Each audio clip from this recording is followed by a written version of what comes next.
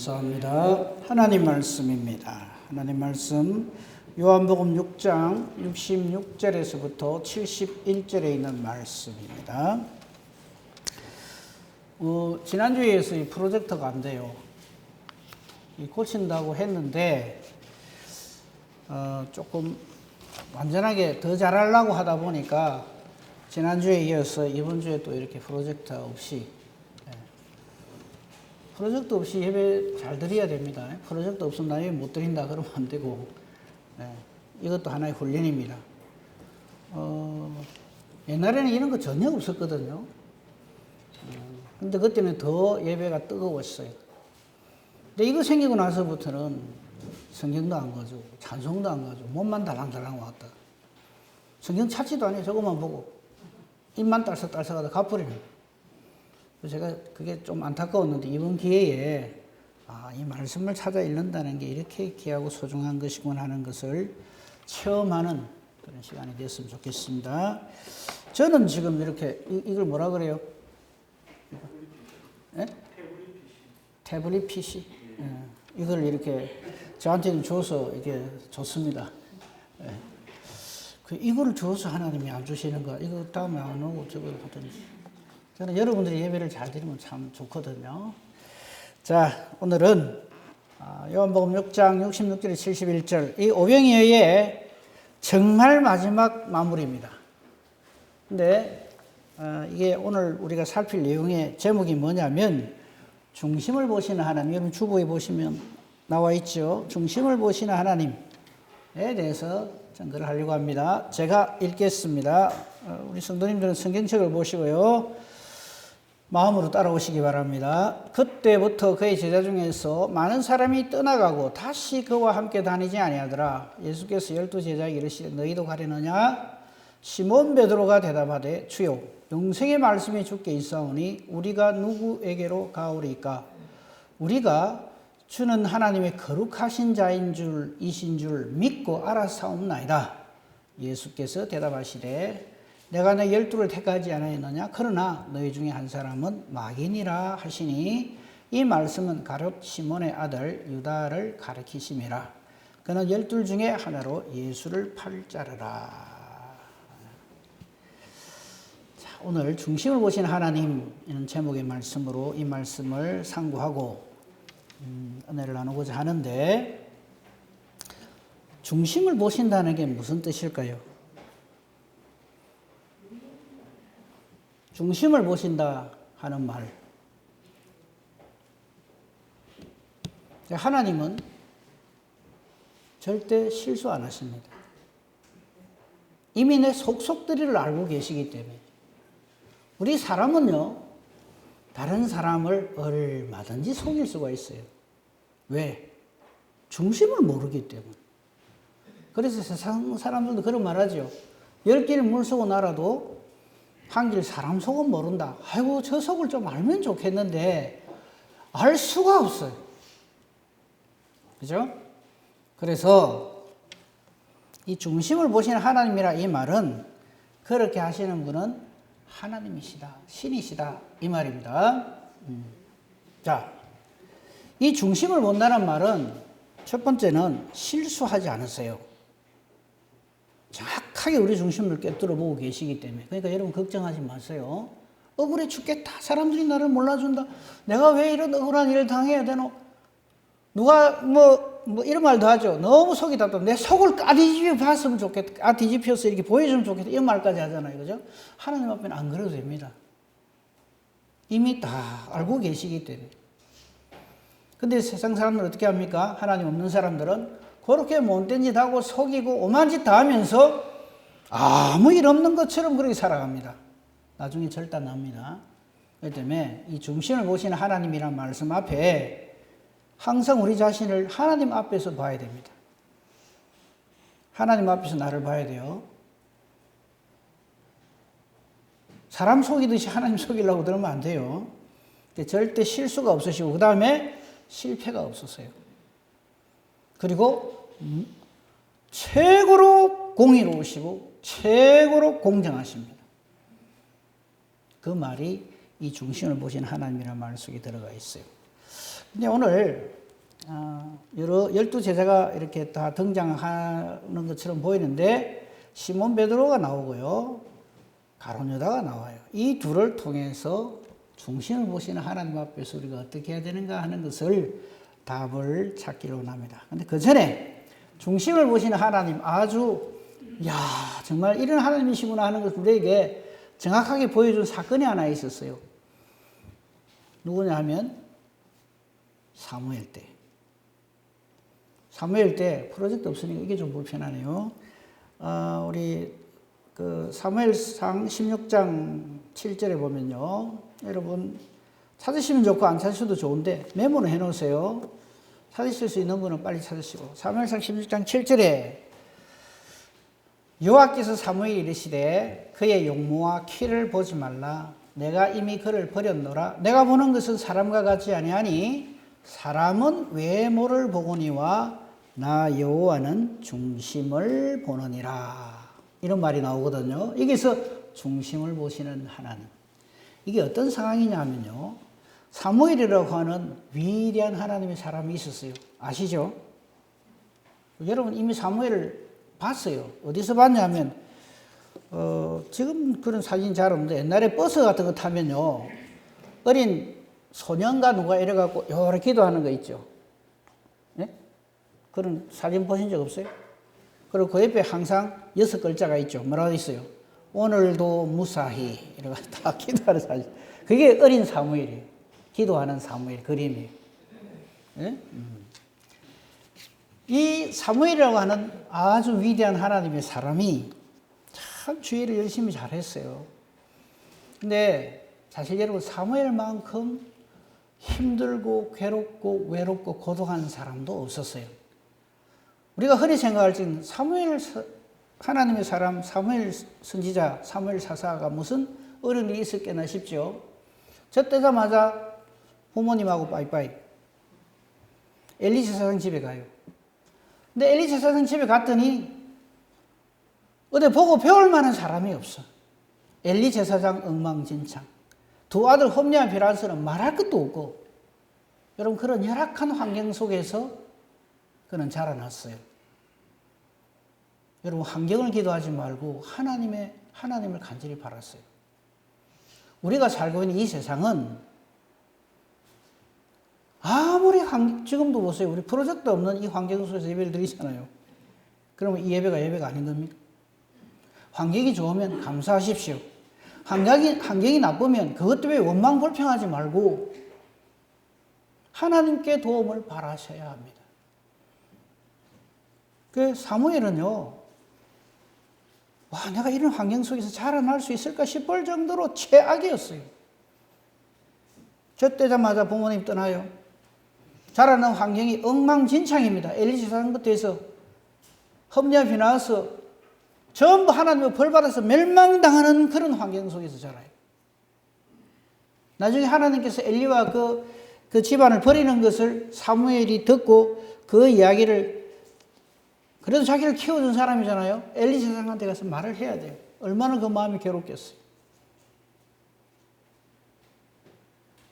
하지만 열심히 하나님의 은혜로 주의 일을 잘 감당하죠. 그죠? 했는데 나중에 자식 농사 성공해요? 실패해요? 실패합니다. 아들 둘이 있는데 이놈들이 그냥 아버지 닮아갖고 좀 신앙생활로 잘하고 이래 하면 좋겠는데 돈을 받아먹고 판결을 굳게 하고 뇌물을 받고 하는 그런 엉터리 같은 자들이 되어버렸다. 그 다음에 하나님의 뜻에 의해서 자기가 왕으로 세운 사울왕이 어떻게 됩니까? 영 아닌 왕이 되잖아요. 심지어는 백성들조차도 사무엘한테 협조를 합니까? 항상 반기를 듭니까? 반기를 들어요. 왕을 달라. 사무엘이 하나님 앞에 이들이 왕을 달라 합니다. 그럴 때 하나님 뭐라 그러십니까? 그렇게 해줘라. 저들이 너를 버린 게 아니라 나를 버렸다. 그거 안 찾겠어요? 그거 찾기 시작하면 시간이 너무 많이 가요. 그러니까 보세요. 여러분이 사무엘이라고 생각해 보세요. 젖되자마자 부모 설화를 떠나요. 완전 엉망인 환경 속에서 하나님 섬겨야 돼요. 자식들이 뒤통수를 칩니다. 백성들이 자기를 배신합니다. 하나님께서 판정 내리시기로 이 백성들이 너를 버린 게 아니라 나 여호와를 버렸다. 이 백성들이 신앙을 책임지고 있는 사무엘로서는 어떻게 했어요? 죽고 싶겠죠. 그런 줄 알고 주의를 하셔야 됩니다.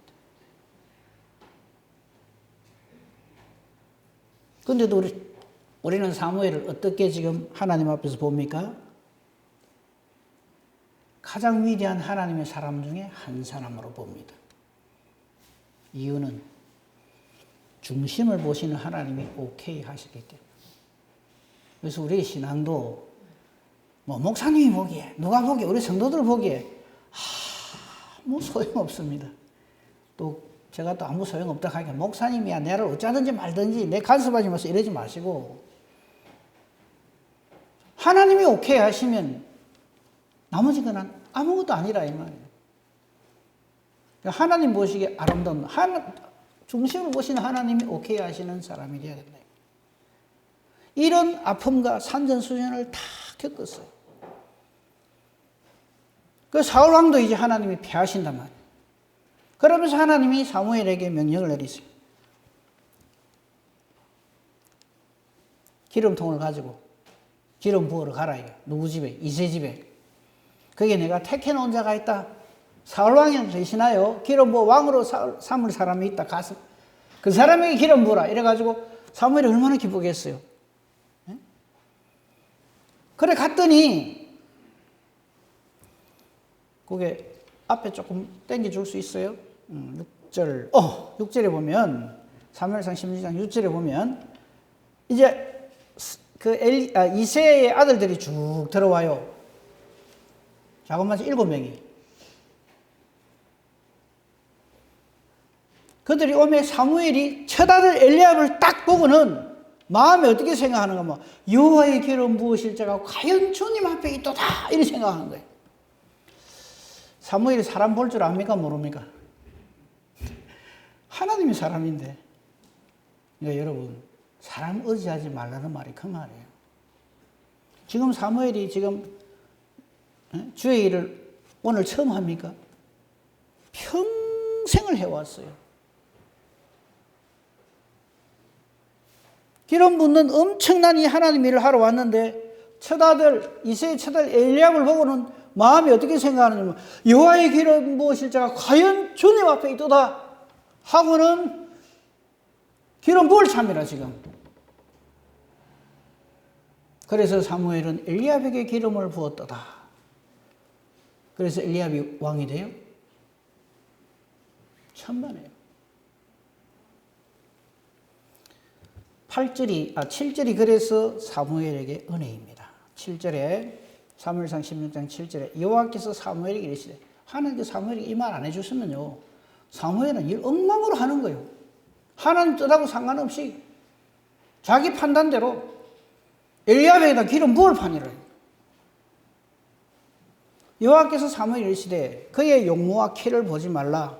그러면 여러분 좀 안 생긴 분들 또 키가 필요 이상으로 너무 크신 분들 그 다음 말 안 합니다. 용모와 키를 보지 마라. 하나님 그거 안 보세요. 좀 안 생기도 괜찮습니다. 그리고 키가 크든지 작든지 상관없습니다. 내가 이미 그를 버렸노라. 내가 보는 것은 사람하고 다르다. 만약에 하나님이 사람 보는 거하고 똑같이 볼 것 같으면 그 하나님 우리 섬기지 맙시다. 뭐하러 섬겨요 그런 하나님. 근데 이 하나님 어떻게 하시는가 하면 사람은 외모를 보거니와 나 여호와는 중심을 보느니라. 그래서 공정하시고 거룩하시고. 그러니까 그동안 여러분 억울한 일 많이 당하셨죠. 속 터지고 막 여러 가지. 걱정도 하지 마세요. 하나님이 다 보고 알고 계시기 때문에. 정 억울하거든 이 말은 하세요. 나중에 하나님 앞에서 보자. 이 말만 하고 더 이상 싸우지 마세요. 그 말다툼에가 이기가 말랍니까?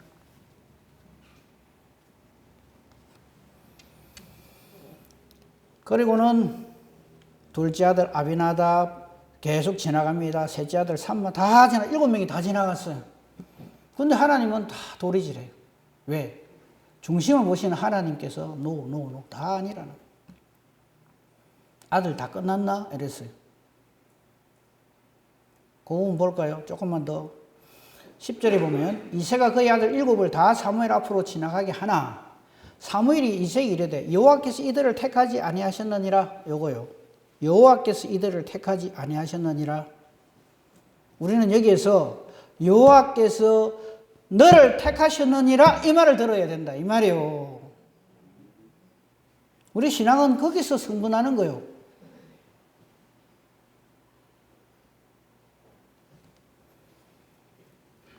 11절에 이새가 이런 말을 합니다. 아직 막내가 남았는데 8번째 아들이 하나 있어요. 이 막내가 누구예요? 다윗입니다. 아버지가 생각하기에도 야는 아니다 싶어가, 그죠? 사무엘 선지가 와가지고 자기 집에 아들 중에 왕 세운다 한다니까 7명은 멋지게, 그죠? 모욕도 하고 멋지게 옷도 입고 착 차려입고 나오게 하는데 막내 니는 막 하라. 응? 양이나 봐라. 소는 누가 키우나 다 오면 니는 소나 키워라. 양이나 봐라. 이래 된 거예요. 근데 다 아닌 거예요. 그 뒷이야기는 생략하겠습니다. 13절 하나만 딱 보겠습니다. 이제 그 마지막 막내이 빨리 데리고 오라 이래요. 이에 사람을 보내어 이 다윗을 데려왔어요. 여호와께서 이르시되 이가 크니, 즉 이 다윗이 하나님 택하신 자다. 내가 그들을 버렸노라가 아니라 내가 그를 택하노라. 그를 내 소유 삼노라 이 말이에요. 일어나 기름을 부어라. 이거요. 사무엘이 다윗에게 기름을 부어요. 천만에요. 성경 잘 보세요. 여호와께서 이르시되 이가 그니 일어나 기름을 부어라. 기름 누가 부어요? 사람 눈으로 보기는 사무엘이 부어요. 실제로 누가 부어요? 하나님이 부으신다. 질문합니다. 하나님이 기름 부으시는 사람이십니까? 아멘 해야 돼요. 지금 이 자리에서는 아멘 안 해도 좋고 크게 안 해도 괜찮아요. 근데 여러분 심령으로 마음으로는 중심을 보시는 하나님 앞에서는 아멘 해야 된다. 그게 믿음입니다. 사무엘이 기름 뿔병을 가져다가 그의 형제 중에서 그에게 부었더니 이날 이후로 다윗이 여호와의 영에게 크게 감동되니라. 그래서 다윗이 다윗 된다 이 말이에요. 성령으로 충만해졌다 이 말이에요. 하나님 택하신 사람은 무조건 성령으로 충만하게 됩니다. 하나님 택해라 놓고 직무유기처럼 성령은 안 부었는데 이런 사람 없어요. 반드시 성령으로 충만하게 됩니다. 그 사람. 그런 사람이 되어야 된다.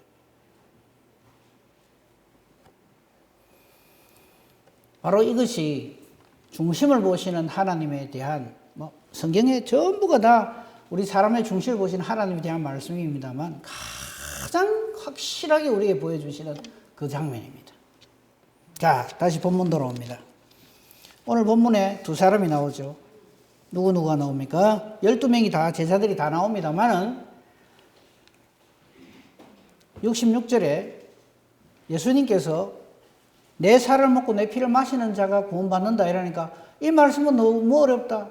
이래가지고 많은 사람이 떠나갔어요. 오병이어의 결과입니다. 여러분 오병이어가 일어나면 많은 사람들이 그냥 주여 주여 하고 달라붙어야 될 거라고 생각하죠. 결과는 이겁니다.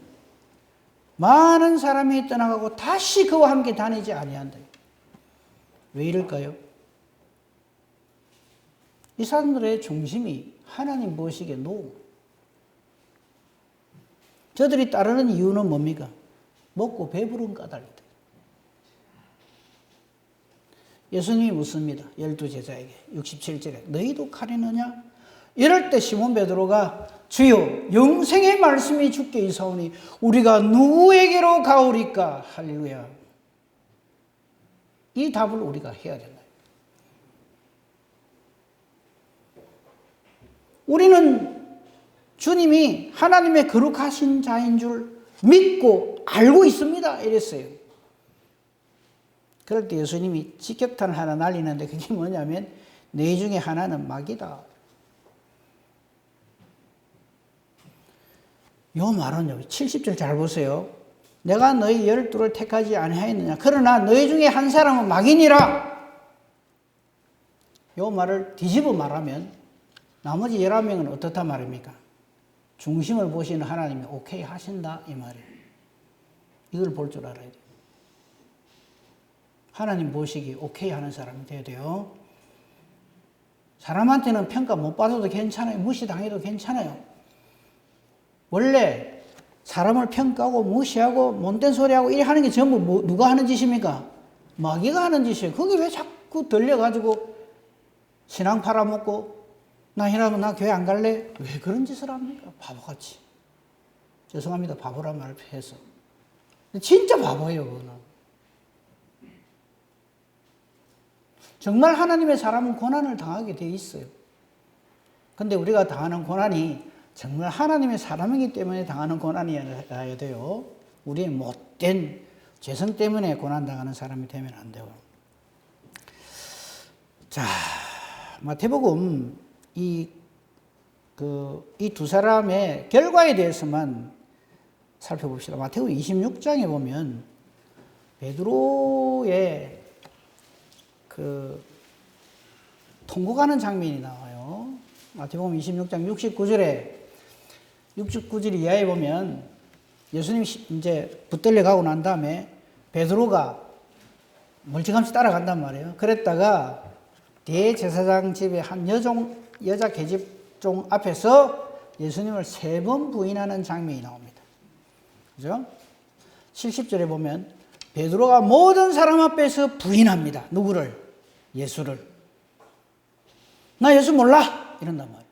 누구 앞에서요? 모든 사람 앞에서. 두 번째 사람이 너 나사렛 예수 함께 있었잖아 하니까 72절에 보면 베드로가 맹세하면서 부인을 합니다. 이게 무슨 말인지 아세요? 처음에 그냥 나 그 사람 몰라 이랬는데 두 번째 맹세하고 부인한다는 말은 하나님의 이름으로 맹세하는데 나는 그 예수를 몰라 이랬다 이 말이에요. 그게 맹세하며 부인한다 이 말이에요. 좀 있다가 네 틀림없다 이렇게 추궁을 하니까 74절에 그가 저주하며 맹세하여 이르되 나는 그 사람을 알지 못하노라. 이게 베드로의 3번째 부인입니다. 여기서 저주한다는 말은 하나님의 이름으로 예수님을 저주한다 이 말이에요.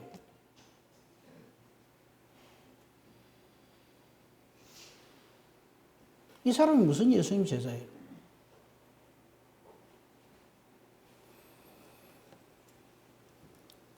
이 부분하고 사무엘이 하나님 가만 놔두면 엘리야한테 기름 붓는 거하고 똑같은 거예요. 무슨 말이 이해가 됩니까? 이게 하나님의 은혜입니다. 이때 하나님의 은혜의 신호탄이 뭡니까? 닭우는 소리죠. 74절에 세 번째 저주하며 맹세하면서 나는 그 사람을 알지 못하노라 하니 곧 닭이 울더라. 그때 타이밍 딱 맞춰가 닭이 꼬끼우 하고 우는 거예요. 누구만 알아들어요? 닭이야 맨날 우는데 새벽이면. 베드로는 딱 알아듣는 거예요. 예수님 말씀이세요. 하도 그냥 나는 죽기로 각오하고 예수님 따르겠습니다. 칼로 빼들고 칼춤을 추고 이러니까 베드로야 지금 아니야. 나중에 약속한 것을 받으면 그때 내 말 기억나고 그때 네가 하나님의 정말 나의 제자가 되어서 사람 낚는 어부가 된다. 이래 이야기를 해도 무슨 소리 하십니까? 내가 이래 봬도 이러면서 자기의 어떤 뭐를 가지고 주의를 하겠다고 달라드는 거예요. 그럴 때 예수님이 보다 못해가 베드로야 네 오늘 닭 울기 전에 그러니까 날 새기 전에 이 말이에요. 이 밤이 안 지나가서 다 안 지나가서 너네 3번 부인한다. 그때 베드로는 막 큰 소리를 치면서 사람을 몰라보고 이랬어요. 닭이 딱 우는데 보니까 자기가 3번 부인했네. 이것도 그냥 부인한 정도가 아니라 처음에는 그냥 부인, 두 번째는 맹세하며 부인, 세 번째는 이름을 예수 이름 저주하면서 부인, 하나님 이름으로 저주하면서. 왜 그렇겠어요? 재살라고.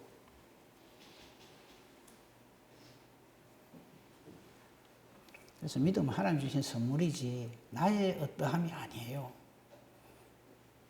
자꾸 착각을 하는 거예요.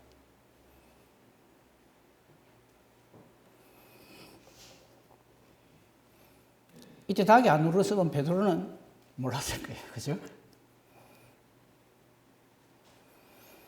그게 75절. 이에 베드로가 예수의 말씀에 닭 울기 전에 네가 3번 나를 부인하리라 하심이 생각나서 이게 은혜란 말이에요.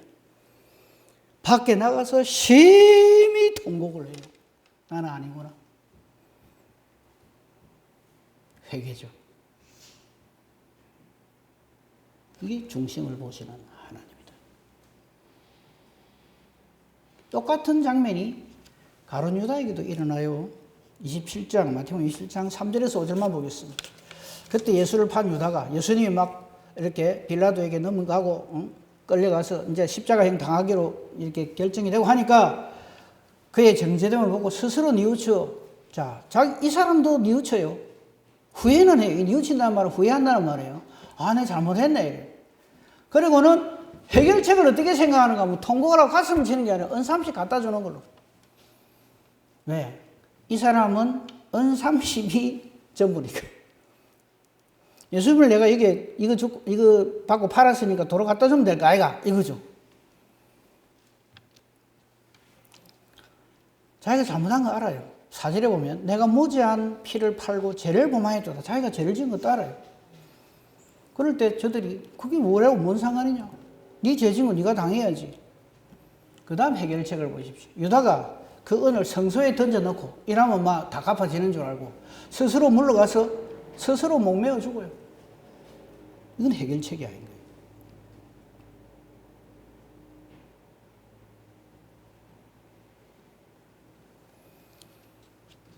물어봅니다. 매우 중요한 질문입니다. 누구를 닮고 싶어요? 여기 등장한 사람 중에 제가 3사람 얘기했어요. 사무엘, 베드로, 가룟 유다. 누굴 닮으면 되겠어요? 답은 닮을 사람은 아무도 없습니다. 무슨 뜻입니까? 모두가 죄인이에요. 그래서 중심을 보신다 이 말이에요. 내가 그래도 하나님 앞에 이만하면 천만에요. 여러분 가룟 유다가 실패한 이유에 대해서 평소에 가룟 유다의 기도를 제가 소개할게요.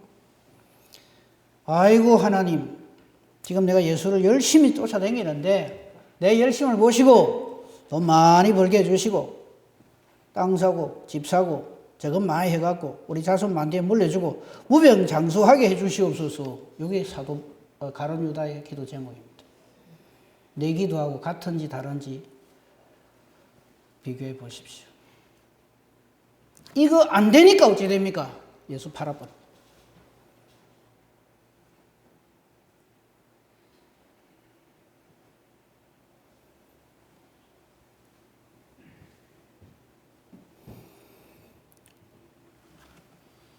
성경에는요, 가룟 유다의 이런 삶에 대해서 이렇게 표현합니다. 사도행전 1장 25절에 이런 표현이 나와요. 유다는 제 길로 갔다. 이런 표현이 나와요. 세상 사람들이 가는 길이 하나님 보시기에 아닌 길, 중심을 보시는 하나님을 속이는 길을 갑니다. 아나니아 삽비라도 그렇고. 그거 하지 맙시다. 그게 내 능력으로 되고 안 되고가 아니에요. 그래서 전적으로 하나님께 나를 맡겨야 된다 이 말이에요. 세상을 따라 제 길로 간 사람들이 많이 나와요. 그 사람들 다 찾으려면 한도 끝도 없으니까 그 정도만 하고요. 그렇다고 해서 베드로가 어째서 우리가 아는 베드로가 되느냐 하면요. 이미 하나님께서 택하세요. 베드로 처음 다 택해가지고 하나님이 뭐라 그러십니까? 예수님이 뭐라 그러세요? 나를 따라오너라. 내가 너로 사람 낚는 어부가 되게 하리라. 이랬어요. 이 택하신 은혜예요. 물고기 153마리 잡는 게 문제가 아니고요.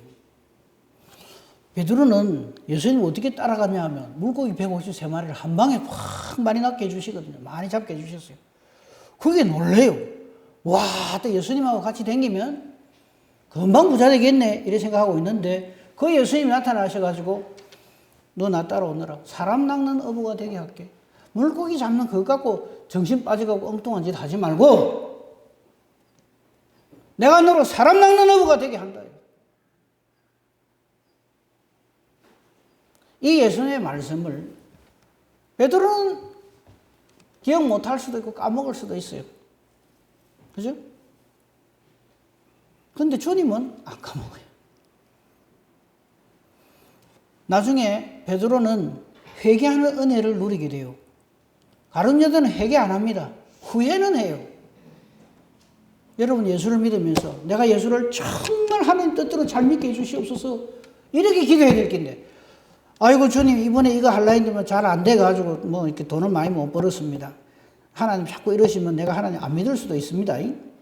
가끔씩 협박도 하면서 좀 내가 좀 잘 돼야 뭐 교회도 잘 되고 하나님도 좀 그러고 교회도 좀 크게 잘 짓고 이래 할 낀데 그러면서 자꾸 예수를 믿으려고 그래요.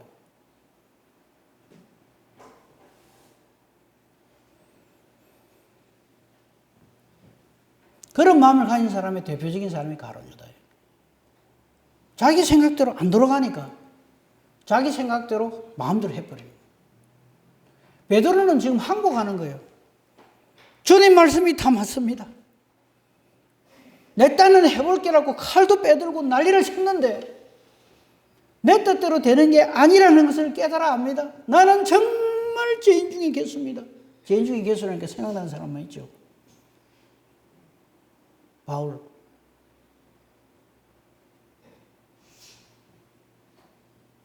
아닌 줄 아는 데서부터 우리의 믿음은 시작되어야 됩니다.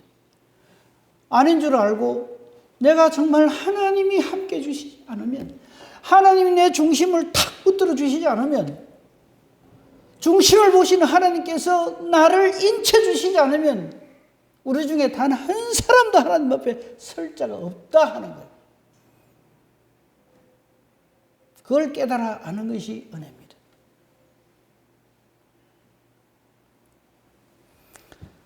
베드로가 성령을 받았어요. 드디어 사도행전 2장에.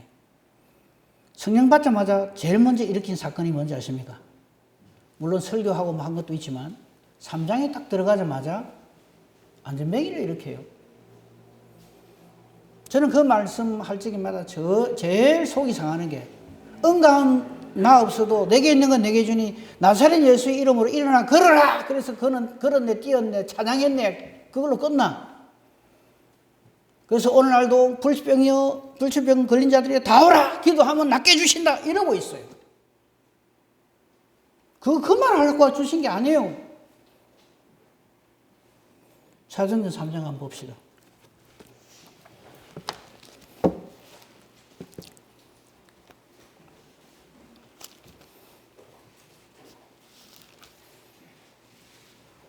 사도행전 3장. 자, 좀 10절까지. 10절을 보면은 이제 걸었네, 뛰었네, 찬양했다고 돼 있잖아요. 그죠? 그래서 10절까지 하고 그냥 끝인 줄 알아요. 요 사건을 일으키시는 이유가 11절부터 진짜 시작돼요. 11절 보십시오. 나은 사람이, 이 병 나은 사람이 베드로와 요한을 딱 붙잡습니다. 이게 하나님의 능력의 역사의 시작입니다. 사람들이 다 모여요. 이럴 때 베드로가 사람 낚는 어부가 되게 하신 하나님, 중심을 보신 하나님의 사람이 아니면 여기서 어깨 힘 딱 들어갑니다. 내가 안전뱅이 일으켰는데 전무이거든요. 온 동네 다니면서 안전뱅이 다 데리고 오세요. 이러면 이건 아닌 거예요. 그때 베드로가 뭐라 그럽니까? 왜 나를 쳐다보느냐? 왜 우리를 주목하느냐? 하면서 이 나은 사람을 근거로 해서 복음을 선포하는 거. 이게 13절이요. 아브라함과 이삭과 야곱의 하나님, 곧 우리 조상의 하나님이 그의 종 예수를 영화롭게 하셨느니라. 너희는 이렇게 했지만 하나님께서 이렇게 역사하셔서 좀 더 올라가 보세요. 15절. 우리가 이 일의 증인이다. 하나님 죽은 자 가운데 예수를 살리셨다. 해놓고 16절. 이 16절 앞에 저들이 꼼짝을 못하는 게 16절을 보세요. 그 이름을 믿음으로 그 이름이 너희가 보고 가는 이 사람을 성하게 했다. 증거란 말이에요. 꼼짝을 못하는 거예요. 이 나은 사람이 예수 이름을 전하는 최고의 도구가 된다 이 말이에요.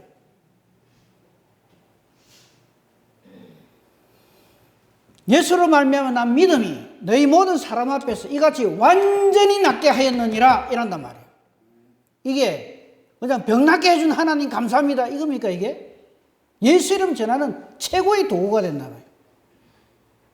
조금만 더 내려가 봅시다. 쭉쭉 내려가가지고 나중에 사내들인 사람들이 그냥 이걸 못마땅해가 죽어요. 조금 더 점점 밑으로. 그 다음 장.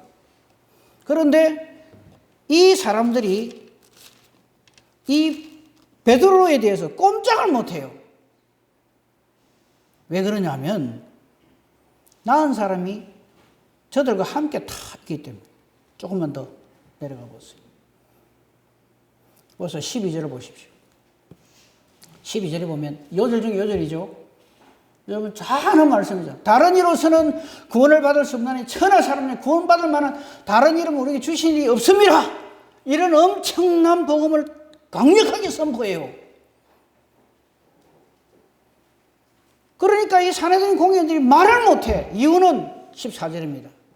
병 나은 사람이 그들과 함께 서 있는 것을 보고 비난할 말이 없는 거예요.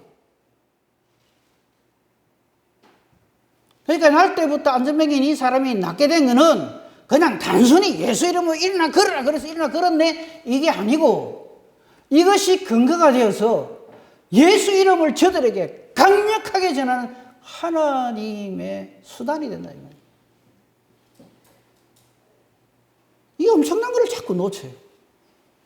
병 나은 사람이 그들과 함께 서 있는 것을 보고 비난할 말이 없는 거예요.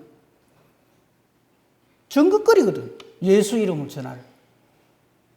우리는 바로 그런 정인으로 존재해야 된다 이 말이에요. 그냥 단순히 병이나 낫고 돈이나 벌고 뭐 사업 잘 되고 그것이 우리가 예수를 믿는 목적이 되고 이유가 되면 안 돼요. 하나님의 중심에 택합한 사람, 하나님이 택하여 세운 사람, 그 사람은 세상이 감당을 못한다 이 말이에요. 그게 중심을 보시는 하나님이라는 이 절대 진리 앞에서 우리가 반드시 가지고 있어야 할 하나님의 은혜의 내용이어야 한다 이 말씀이에요. 한 군데만 보고 말씀 맺겠습니다. 시편 41편입니다. 이건 다 찾읍시다. 시편 41편 4절부터 보겠습니다.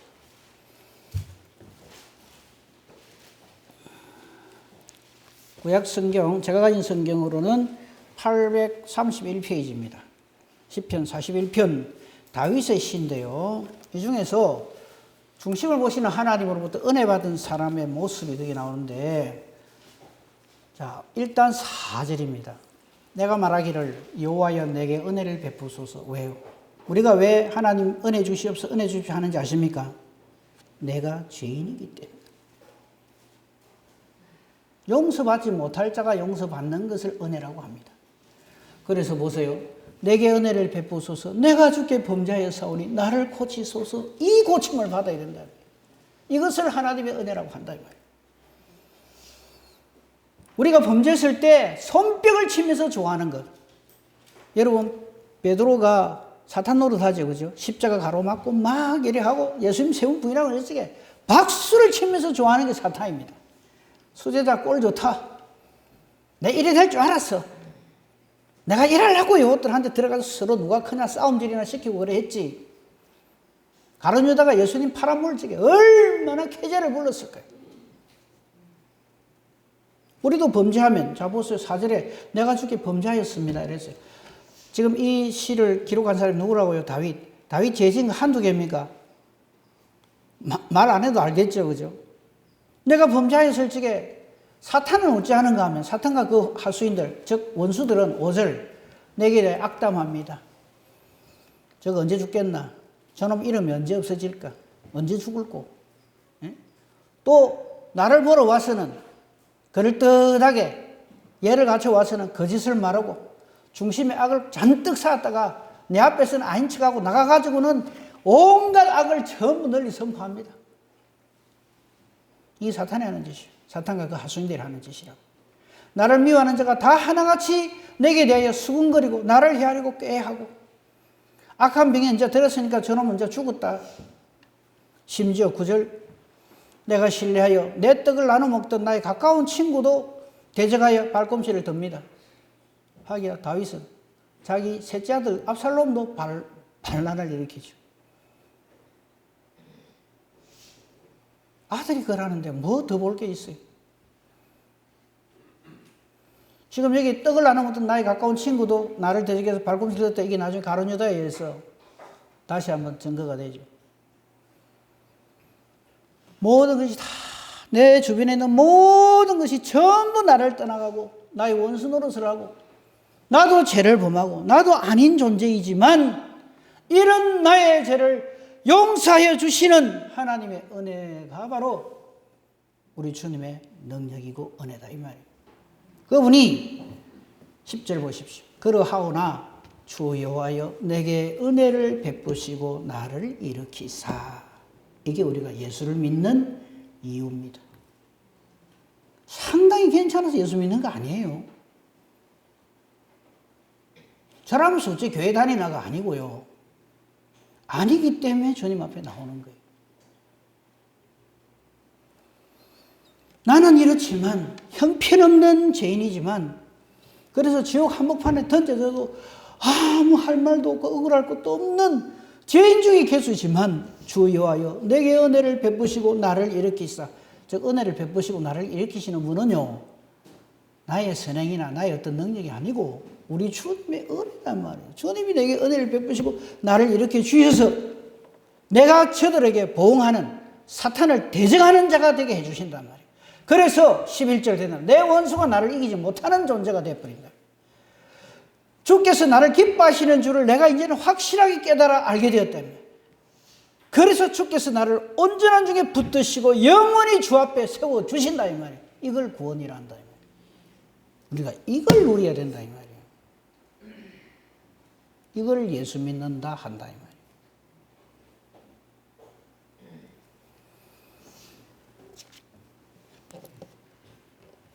나의 어떠함 가지고 하나님 앞에 점수 달라 하지 마세요. 오직 예수입니다. 우리는 예수님 앞에서 예수님이 왜 십자가를 지세요? 본디오 빌라도에게 고난을 받았어요? 하여튼 본디오 빌라도 그럼 죽여야 돼. 제가 본디오 빌라도인 줄 모르고. 예수님이 누구 때문에 죽어요? 본디오 빌라도 때문에요? 우리 신앙의 번지수 똑바로 잡아야 돼요.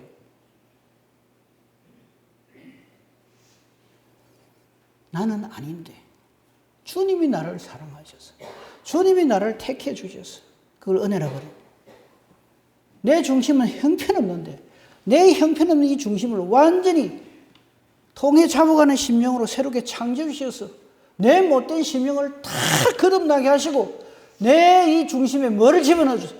예수 그리스도의 심장을 집어넣어 주세요. 예수 그리스도의 그 놀라운 그 은혜를 예수의 이름으로 내게 여기다 넣어주신다.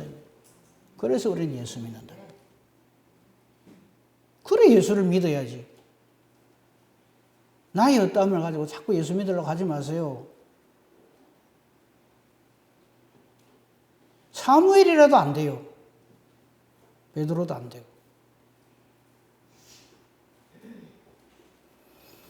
그래서 나중에 베드로가 한번 설교하니까 3,000명 돌아오죠. 5,000명 돌아오죠. 통곡을 하면서 펑펑 우는 은혜의 눈물 흘리는 사람은 베드로입니다. 아, 이게 나로 사람 낚는 어부가 되게 하시려고 부르신 그 열매구나. 하나님 일을 그래 하십니다. 그러니까 자꾸 나의 어떠함을 가지고 낯을 하지 말고 주님의 어떠하심을 깨달아 알고 그 주님의 어떠하심에 붙잡힌 바 되어져서 하나님 앞에 온전히 쓰임받고 하나님께 영광 돌리는 복된 저와 여러분이기를 우리 주님의 이름으로 축복하며 축원합니다. 아멘. 감사합니다는 아닌 우리를 되게 하시고 형편없는 우리를 하나님의 소유 삼으시고 마귀의 종로로 사탄 하수인을 하나님의 아들이 되게 하시고 딸이 되게 해주셨습니다. 이 은혜를 무엇으로 감당하겠습니까? 감사합니다. 이를 깨달아 알고 성령으로 충만하여 하나님께 온전히 붙잡힌 바 되어서 하나님께 영광 돌리며 하나님 보시기에 아름다운 중심을 보신 하나님이 기뻐하시며 오케이 하시는 바로 이러한 감사와 감격으로 우리 남은 때를 살게 하시고 주님 오라 하시는 그날 영혼을 하나님께 부탁하며 하나님께로 기뻐하며 감사하며 올라가 영광 돌리는 우리 모두가 되게 하소서. 예수님 이름으로 기도합니다. 아멘.